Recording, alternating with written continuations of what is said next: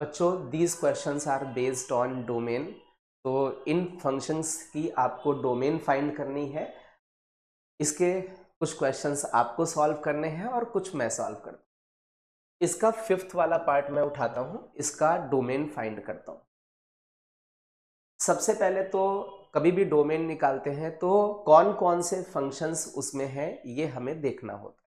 जैसे इसमें एक तो 10x फंक्शन नजर आ रहा है और दूसरा स्क्वायर रूट फंक्शन नजर आ रहा है। तो 10x फंक्शन डिफाइंड होता है x belongs to real number, but generally 2n+1 π/2 पर ये फंक्शन डिफाइंड नहीं होता है, where n belongs to integers.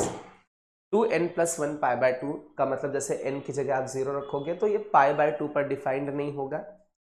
n की जगह आप 1 रख दोगे तो 3 π/2 पर 10x आपका डिफाइन नहीं होता। यहाँ पर हमने 10x की बात की है, 10x को डिफाइन करने की कोशिश की है।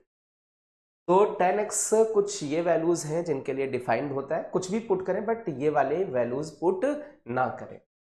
चलिए इसी में स्क्वायर रूट फंक्शन बोलेगा जो उसके अंदर लिखा हुआ है। स्क्वायर रूट फंक्शन बोलेगा मतलब अंडर रूट वाला फंक्शन आपका बोल रहा है कि जो उसके अंदर लिखा हुआ है वो आपका ग्रेटर देन और इक्वल टू 0 होना चाहिए। मैं 10x को t लिख देता हूं और माइनस से मल्टीप्लाई कर देता हूं, तो ये टी स्क्वायर हो जाएगा, ये -t हो जाएगा and this is less than और इक्वल टू 0। माइनस से मल्टीप्लाई करने पर इनइक्वालिटी साइन चेंज हो जाएगा। यहाँ पर t की वैल्यू t इंटू t-1 ये फैक्टर्स हो जाएंगे, तो इसके हिसाब से ये t आपका लाई करने लगेगा 0 से 1 के बीच में। t की वैल्यू 0 से 1 के बीच में, where t is 10x, t का मतलब 10x है, तो 10x आपका 0 से 1 के बीच में लाई करने लगेगा। वी नो दैट 10x का हम लोगों को बच्चों ग्राफ आता है 10x का कुछ ये ग्राफ होता है। हम लोगों ने ये ग्राफ -π/2 से π/2 में ड्रॉ किया है। इस जगह पर x की वैल्यू 0 है, इस जगह पर π/4 है। बच्चों यदि हम लोग इसमें देखें 0 के सामने तो tan 0 होता है, π/4 के सामने 1 होता है, मतलब ये वाला ग्राफ आपको पिक करना है। आप देखिए इसमें tan का जो वैल्यू है वो 0 से 1 के बीच में, ये y = 1 वाली लाइन है और ये y = 0 मतलब x एक्सिस वाली लाइन है।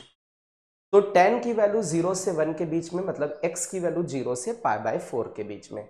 यदि x की वैल्यू 0 से π/4 के बीच में है, इसका मतलब हो गया ये जो tan x होता है पीरियोडिक होता है पाई लेंथ में। इसका मतलब हम लोग इसमें 0 से पाई वाले में n पाई जोड़ देंगे, 0 + n पाई ये हो जाएगा n पाई, और π/4 में जोड़ेंगे तो n पाई प्लस π/4 हो जाएगा। तो इसको यदि हम लोग ऑब्जर्व करें तो ये आपका निकल के आ जाएगा x बिलोंग्स टू यूनियन लेना है where n belongs to integer and this is from 0 से लेकर के सॉरी n पाई से लेकर के n पाई से लेकर के n पाई प्लस π/4 तक।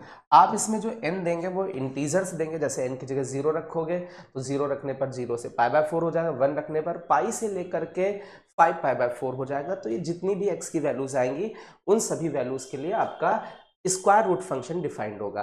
और यदि हम लोग देखें ये जो वैल्यूज लिखी हुई हैं इसके अंदर बिल्कुल भी ये क्वांटिटी नहीं है तो रिमूव करने की जरूरत नहीं। ये वो सारी रियल वैल्यूज में आ रही हैं बट ये वैल्यूज नहीं है, इसमें π/2 भी नहीं है, 3π/2 भी नहीं, इस तरीके के टर्म्स इसमें नहीं है, तो एलिमिनेट करने की जरूरत नहीं है। ये आपका डोमेन हो जाएगा बच्चों।